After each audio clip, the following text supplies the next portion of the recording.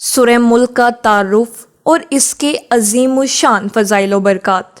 سورہ ملک 29ویں پارے کی پہلی سورت ہے جو فضائل و برکات میں اپنی مثال آپ ہے۔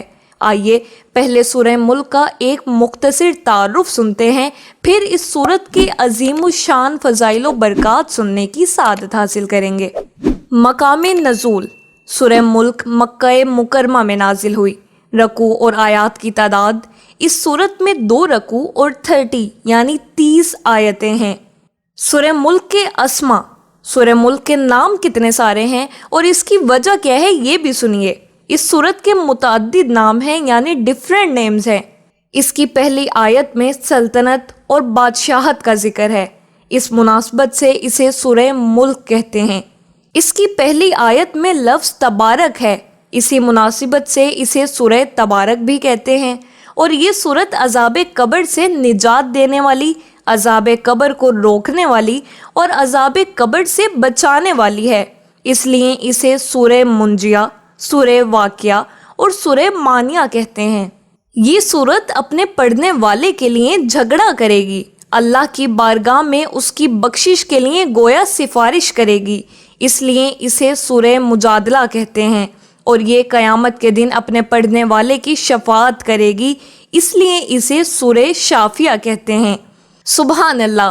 میرے اسلامک آئیکن کے ناظرین، صرف ناموں سے ہی اندازہ ہو رہا ہے کہ کیا کمال کی صورت ہے۔ کسی چیز کے ناموں کا زیادہ ہونا بھی اس کی فضیلت پر دلالت کرتا ہے۔ آئیے اب سورہ ملک کے رونگٹے کھڑے کر دینے والے فضائل سنتے ہیں۔ سورہ ملک کی فضیلت میں بہت ساری حدیثیں ہیں، چند ایک احادیث بیان کرنے کی کوشش کرتی ہوں۔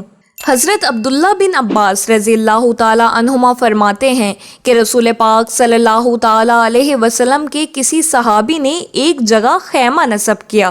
وہاں ایک قبر تھی اور انہیں معلوم نہیں تھا کہ یہاں ایک قبر ہے۔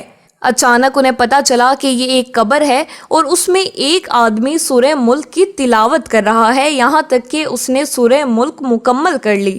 وہ صحابی جب پیارے آقا مکی مدنی مصطفیٰ صلی اللہ تعالی علیہ وسلم کی بارگاہ میں حاضر ہوئے تو عرض کی، یا رسول اللہ صلی اللہ علیہ وسلم، میں نے نادانستہ ایک قبر پر خیمہ لگایا اور بعد میں مجھے معلوم ہوا کہ یہ ایک قبر ہے اور اس میں ایک آدمی سورہ ملک پڑھ رہا ہے، یہاں تک کہ اس نے سورہ ملک مکمل کر لی۔ تو نبی پاک صلی اللہ تعالی علیہ وسلم نے ارشاد فرمایا، یہ سورت عذاب قبر کو روکنے والی اور اس سے نجات دینے والی ہے۔ سبحان اللہ! کتنی عظیم سورت ہے سورہ ملک۔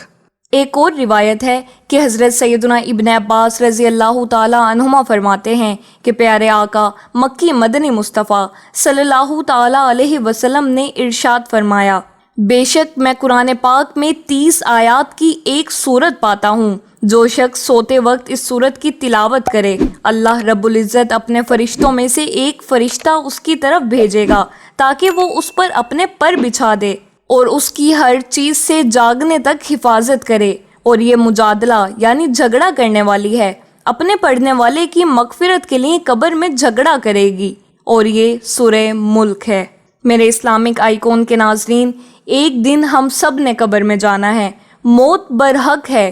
میرے اسلامک آئیکن کے ناظرین، یاد رکھیے کہ قبر میں جا کے سگنلز نہیں آتے، انٹرنیٹ نہیں آتا، فیس بک، انسٹاگرام، ٹویٹر کوئی فائدہ نہیں دیتا، لیکن یاد رکھیے اس قبر میں جہاں سگا باپ، سگی ماں، پیار کرنے والے دوست، یہ بہن بھائی کوئی نہیں آیا، کسی نے ایک دیا بھی نہیں رکھا، مگر وہاں پر ایک چیز فائدہ پہنچائے گی، ایک دوست، ایک مونس و غمخوار وہاں پر بھی آئے گا۔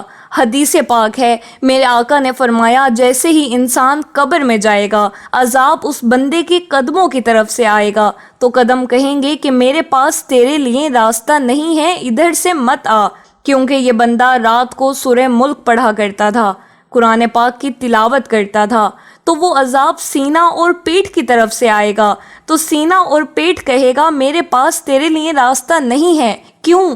کیونکہ یہ بندہ سورہ ملک کی تلاوت کیا کرتا تھا۔